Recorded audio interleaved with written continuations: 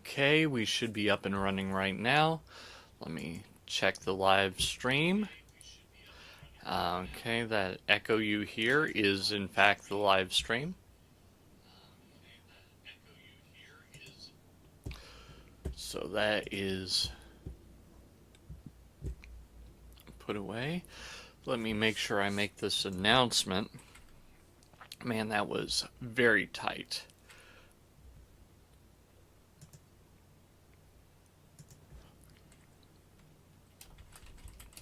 Just started the live stream for the Q A show. Join me with your question.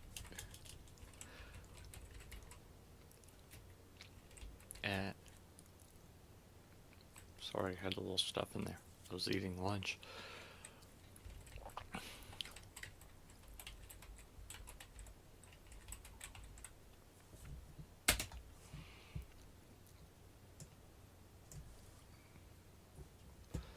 Okay, that's off.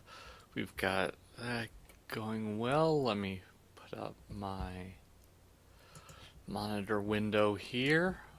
Put it over here on my secondary display. And let's bring up the questions and we'll start here.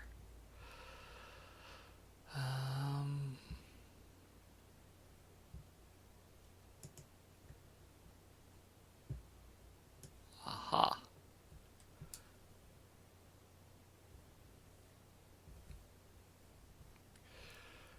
Somehow my questions got minimized.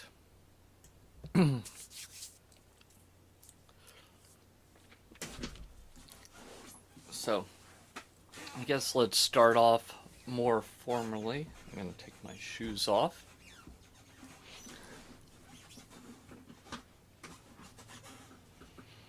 Okay, there we go.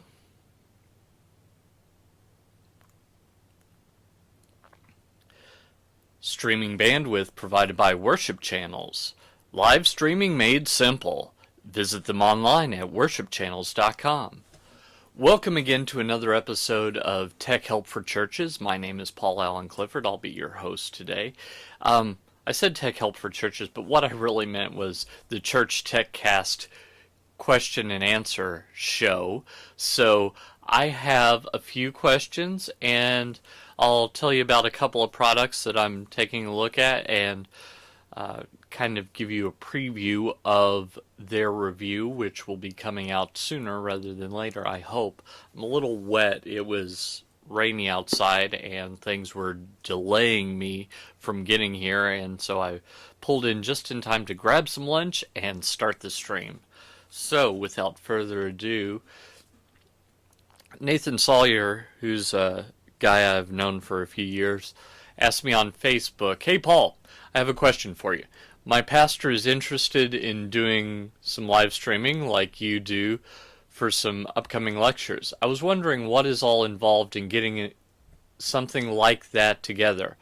I know I've been a bit vague, but any insight you can pass on would be appreciated." Now, he sent that right after the last show last week, so this is there is a bit of a delay in me getting back to him on that. Well, not exactly, because in fact what happened was I wrote him back that same day and gave him a few tips and tricks.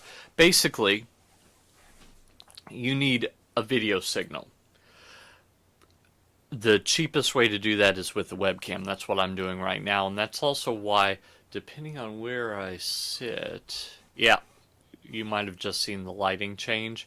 The lighting didn't change. The webcam thought the lighting changed, so it fixed it. Fixed it, I say with air quotes. So that's the cheapest way to do it. The problem, of course, with the webcam is it's designed to be, 5 or 6 feet max from the subject. So if your church is set up in such a way where the sound booth or tech booth or wherever you were thinking about putting the webcam is 20, 30 feet back, then I would absolutely not use a webcam. You could use an older SD cam. You can find a lot of those inexpensively that have a FireWire out. That's IEEE 1394, iLink, DV-Link. And someone gave me a hard time because I will put a link to this in the show notes. There is, I was saying, I have an article I wrote over at Church Tech Today. No affiliation, although I know Lauren, and she does a great job over there. I wrote an article about streaming for almost nothing, and I mentioned a webcam in passing and said that it's not the best choice, generally speaking. Then someone said, well, then you need a more expensive cam, and we haven't found any regular camcorders that have FireWire out at a low price point. Okay, I didn't say that every possible configuration was going to be almost nothing. Just wanted to give you the basics. So you need a camera. You could, instead of a camera, you could have a video switcher with the video output and have that go into a computer. But you need a way to get a video signal into your computer. So FireWire or USB are probably going to be your top two choices. I did just hear about a little box that Blackmagic makes that is about $150, $175, something like that, that takes a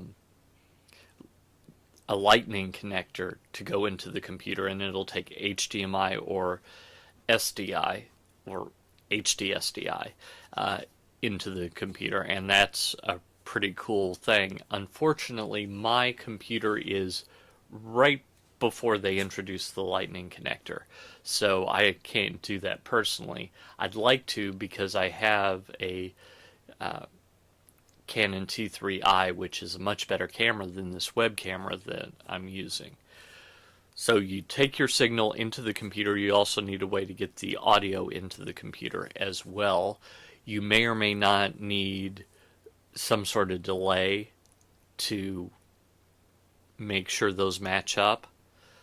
So keep that in mind as you're working on this. Once you get it into the computer, you can use Flash Media Live Encoder, which is what I'm doing this show with, or you can use a hardware box instead of a computer. I had thought that the Hauppauge PVR2 Gaming Edition would do the work of a hardware box, but it does appear that that's not the case, that it won't necessarily stream.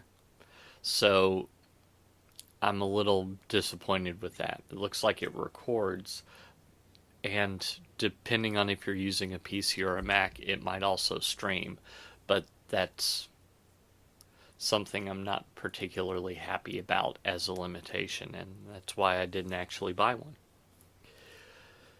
So you've got your video signal, you've got your audio signal. In my case, by the way, on audio, I'm using a Griffin iMic USB interface, which is a fairly inexpensive USB interface. I think it was like $30. For a step up from that is the Blue Snowball or the Blue Icicle, which will take an XLR mic and turn that into a USB fairly easily. So you've got your video, you've got your audio, you put it into your computer, and you have Flash Media Live Encoder. That's the free option that most people start off with. And Flash Media Live Encoder, you've got a few settings. You can use, by the way, Ustream, Justin.tv. You used to be able to use, what was that video service? Well, it doesn't exist, so it doesn't matter that I'm blanking on its name. If you've got a Google Apps for Nonprofits account, you can stream to YouTube. I've had I've heard mixed results on that. So it could be that it's perfectly fine, but it could be also that it's iffy. So I don't know how to recommend that. One piece of software that I'm testing out, by the way, right now, well, not this very minute, I tested it out yesterday for Technobabble with some mixed results, was, what's that called? Let me go back here. Wirecast. Now, Wirecast is both encoding software and it's also a video switcher. So I was putting it through its paces yesterday as a video switcher, encoding to just one stream, although I could do multiple with it. In fact, I'm kind of excited to try that out. The third thing, it will also record. And I don't know if I've got the settings wrong, but in my initial test, the audio and video started to separate over time, so I've got to figure that out. So you need encoding software on a computer, a fairly recent computer too. I wouldn't go with a single core machine. I'd probably go i5, i7, something like that, or newer. So you're talking in the last couple of years, so it's not state of the art, but better is better. So that's absolutely one of the things that you can do. Next, let me think of what else I want to say. Yeah, so those are just your basics. You've got a streaming computer. You've got encoding software. You've got a way to get the video signal into the computer. I mentioned USB or FireWire. Those are the easy ways. There are other ways that include things like capture cards, etc. Then you send your audio and video to your streaming service. It could be something free like Ustream or Justin TV, or it could be something paid like I'm using worship channels currently. I've also tested out your church live as well, so that's also a possibility. So that's kind of the basics. Beyond that, it gets a little more convoluted. So you can deal with bit rates, you can deal with how many frames per second, aspect ratio, how large resolution-wise you're doing. Just FYI, I'm doing 640 by 320, which is, you might think half resolution of 720p, and it's half vertically, but it's also half horizontally, so technically it's quarter resolution of 720p. But it's the same resolution as widescreen SD, so it's not horrid. So, hope you understand that. And then we'll move on to the next question. Okay, Dennis Mitchell, and we got into a big discussion on Google Plus with this, asked, any tips on how to link or set up RSS feeds for podcasts to use in a podcast app? And I know I can upload to iTunes from GarageBand easily.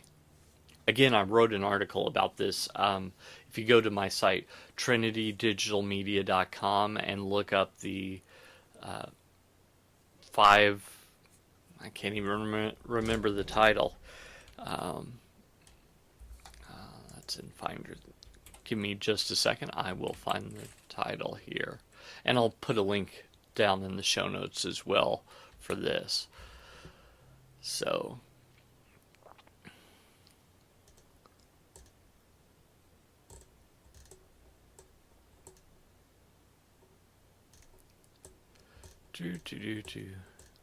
by the way, I've had a couple of guest posts this week. Well, 3 this week, as well as some other posts, so feel free to check those out.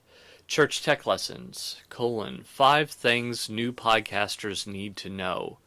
So that was kind of in response to this, and I'll touch on some of those things. First off, your RSS feed is probably your most important thing in podcasting. Do not abdicate the RSS feed to another service, because if they decide to kick you off for whatever reason, if your account goes delinquent and they send the $3 bill to a credit reporting agency that, not credit reporting, but if they send it to one of those collection firms, which charges another $50 or something, you could be up the creek without a paddle if you don't have your RSS feed. So absolutely control your own RSS feed. I usually use WordPress for that. It has the built-in functionality to make a RSS feed even on categories and subcategories, and so that's how I have a podcast feed for Technobabble and also Tech Help for Churches, both on the trinitydigitalmedia.com domain. Next, never, ever, ever, ever host your podcast files on your web host. I've heard more than once someone say, well, I've never had any problems. Well, that's kind of like saying, I've driven all my life and I've never had a car have a problem. It's going to.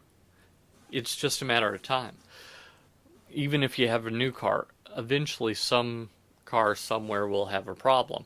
Well, this is kind of the same way. Just because you've never in the past had problems with hosting your media files on your web host does not mean that's the best way to do it. Especially as inexpensive as companies like Libsyn and Blueberry are. I personally, for Technobabble, use Libsyn. Blueberry is another good service. There are several good services. And of course my dog is barking right now. But Libsyn, for example, they have a starter account that's only $5 a month. So $5 a month, really? You're playing with fire for $5 a month? That's what I recommend to everyone. Next, like he said in his question, I know I can upload to iTunes from GarageBand easily. No, you can't. This is a problem with the way that it's labeled in GarageBand, and in my article over there, I have it. It has share send podcast to iTunes. So you would think, oh, that means I'm sending it up to a server. No, that's not correct. What you're doing is you're sending it to your copy of iTunes on your computer, which isn't the same thing, of course. So when you send it to iTunes, that's just a convenient holding place for it. You need to upload it to a media host. You need to tell your RSS feed that you've got a new episode. And anytime that you're creating a new podcast, you need to tell iTunes and a few other places that you've got a new podcast. The Zune Marketplace, which isn't called the Zune Marketplace anymore. I can't remember what that is called off the top of my head. And also Stitcher Radio are probably the top 3 of where you tell them that you've got a new podcast. And I need to catch up on those other 2. But far and away, iTunes is still the leader when it comes to that.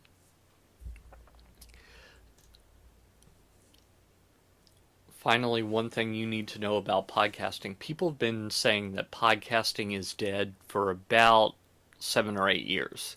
And they've been wrong for about 7 or 8 years. In fact, podcasting did see a little decline briefly a couple of years ago, but as smartphones are starting to increase, so is podcasting, because your smartphone becomes basically a tuner for talk radio content on whatever specific subject you want. So I think of it this way. I have created my own network that plays in my car off of my iPhone for tech and church tech stuff. Is there any radio network that does that? No. But by choosing and curating my own feed of podcasts, I've in effect done that. It also includes some talk about business and some talk about writing. So those are all things I'm interested in. So it's perfect for me because I'm curating my feed. And you can do the same thing. So as people start to learn more and more about podcasting and start to do this more and more, we're going to see it just take off. From national brands to people like me in their home offices doing this. So that is just a few things you need to know. There was some discussion about using one of these live streaming services, which I won't mention, but there are a couple of live streaming podcast services that have horrible audio quality and they charge you a lot of money. Like they charge you almost as much as live video streaming with one of these, with one of the paid video streaming services. So that's not a good deal at all. And there are better ways to do live podcasting. So maybe we'll talk about those later, but I would absolutely avoid using a service. I mean, if there's a service you want to listen to, just subscribe to one of their podcasts, listen and see if it is what you want quality-wise, and if it sounds like, AM radio sounds remarkably better than this, then move on. Because you don't want people immediately unsubscribing to your show because it's just that bad. And that's how some of these services can be. So keep that in mind. Final question for right now. Kevin May, I have a question. I'm trying to run audio out of my LS9 into my TriCaster. LS9 is a audio mixing board, mixing console, and a TriCaster is a video switcher. When I do this, I get a buzz. So that's actually not a lot of information because there are a lot of possibilities. You could have a ground loop, you could have dirty power, you could be running out of your mixing board with RCA cables that are too long, that are running in parallel to power cables, and we could get some buzz that way.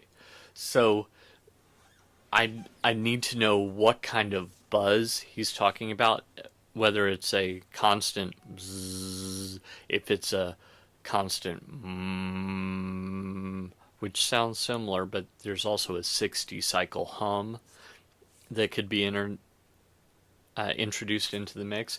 It could be, I would absolutely also see if you could power the TriCaster off of a battery power, like a battery backup, not for long, but just for a minute, and see if, as soon as we turn off the power, as soon as I unplug this and the battery backup kicks in, it sounds great. Then it's probably something on the power of the TriCaster, because a TriCaster is, in fact, a computer, just with some specialized hardware and software. So one thing you can also do, and I would do this only for testing, only for a couple of minutes, and then return this, is first off, check the power cords on both of these devices and see if they are 3-prong plugs. If one of them is a 2-prong plug, that may in fact be your problem. And see if you have a replaceable power cord. A lot of times these the power cords like you get from computers, they've got a name and I'm blanking on what it is right now, but they've got the 3-prong female on one end and the 3-prong male on the other. If you take the They actually sell two-prong versions of those that fit, and you probably want to avoid that. So if it has three prongs in the device, you want to use a three-prong cable. If this is the point that I was trying to make as a temporary solution.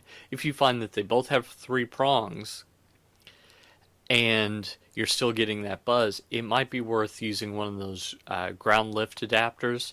And by that I mean the three prong to two prong adapter. Like if you go to visit your grandma and she's got an old house that only has two prongs. The house I grew up in was like that because my parents bought it like 10 years before three prongs were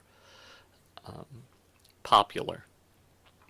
So you can lift the ground temporarily just as a troubleshooting step. Lift the ground temporarily, and if you have a ground loop that's causing this, if lifting the ground fixes this problem, then you need to call an electrician and see if they can figure out what's amiss there. There are also filters that you can use that will physically separate the sources but still allow audio to transfer. That would be further along the mix of steps you can take. So that is just a few of the different things that I would do. So I hope that answers some questions. If you have questions, don't hesitate to go to give me an email, paul@trinitydigitalmedia.com. Drop me a line on voicemail, 1-877-763-3246 or 1-877-POD-ECHO, same number, just I can remember the latter easier. Or you could ask me in the live chat, and right now we don't have anyone in the live chat, so it would be a great opportunity. Let me tell you a few things that I've gotten in for review. I just got this right here. This is, so you can tell, that's my iPhone, and this is an iPhone dock, and I picked it up off of Amazon for almost no money. It took forever to get here from China or Hong Kong. I know not which one, but it took a long time to get here from whichever place that was. But so far it seems good. I haven't tried the line out yet to see how that works, but the charging capability works great. As I said, I'm in the midst of doing a review of Wirecast, and I need to do some more tweaking. I like the video switching aspect because I can put up a lower third on myself. I can start the show with the still, end the show with the still. And in general, I like that. I also like that I could send the show to multiple streaming providers at once. So if, heaven forbid, one went down, you could just click on the link and go to the other. So that's also pretty cool. The other thing, and I might absolutely do something like that where I have maybe 3 streams when I get things working. And this is, by the way, the $1,000 version. I wrote to Telestream and asked them if I could get an evaluation copy so that I could tell you guys about it, you guys and gals, and they provided that for me. So, as I say, I'm having a little trouble with the recording, which is why I'm actually using Flash Media Live Encoder right now, because the live recording works a little bit better on it as I have it configured. It's quite possible, probably even likely, that what's wrong is I've got a setting wrong, so I've got to take a look at that. I'll talk to them about that and see if I can get that figured out. Let's see here if there's anything else I wanted to talk about.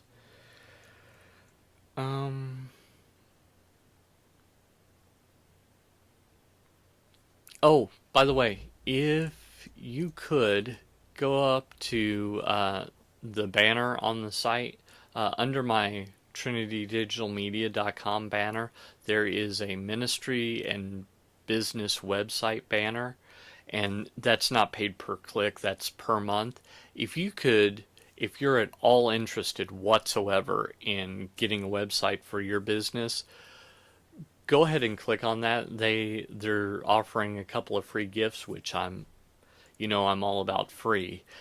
And so go ahead, click that on that and find out, because I think that that would be great, and I'd love you to support our sponsors here on the show. Speaking of free and speaking of sponsors, don't forget that this month, I'm recording this in July of 2013, we do in fact have a contest that's running. The June contest is over and the winners have been notified of their prizes. So most of the prizes, though, are making a return visit, especially anything for me is coming back again for a return visit on the July contest. So if you're interested in any of that, you want to register. If you're interested in free streaming from worship channels for 3 months, you want to register. And if you're interested in software specifically designed for churches, that's actually what the big giveaway is. Over $500 in software and training from my friends over at worshipmediacreator.com. And Worship Media Creator is software that provides custom backgrounds, announcement videos, video background loops, and more. And if you're worried that you won't know how to use it, don't worry. The grand prize winner also wins some training individualized from the creators of this software. So that's something else I'm hoping to review very soon. But in order to register for all of those, what you need to do is go to bit.ly/SOG7-13. That's bit.ly/SOG7-13, which stands for Summer of Giveaways 7 for July, 13 for 2013. And that contest is running all throughout July. So as long as you're listening or watching this before the end of July, you need to go over there and register, because I would love to give you some of this stuff. Right now, the chances of winning are hilariously great. So, I don't know why I said hilariously. Anyway, so go over and register. And until next time, let me double check to make sure that there are no more questions. I'll check the Twitter. By the way, that was an illusion. I know it's not called the Twitter. That's not illusion, that's allusion. I was alluding to something. So, let's see here.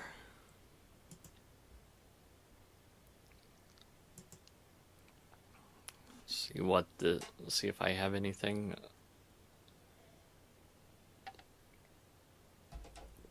And nothing there. There might be something in my direct messages, so I will check that.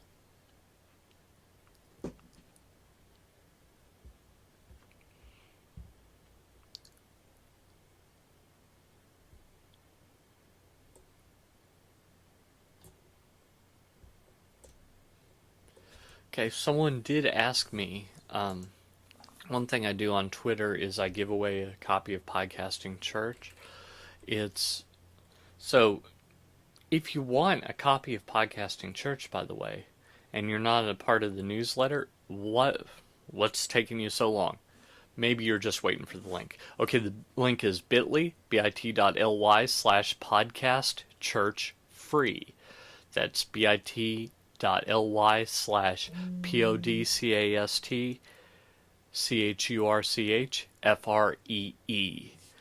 And until next time, go out and change eternity.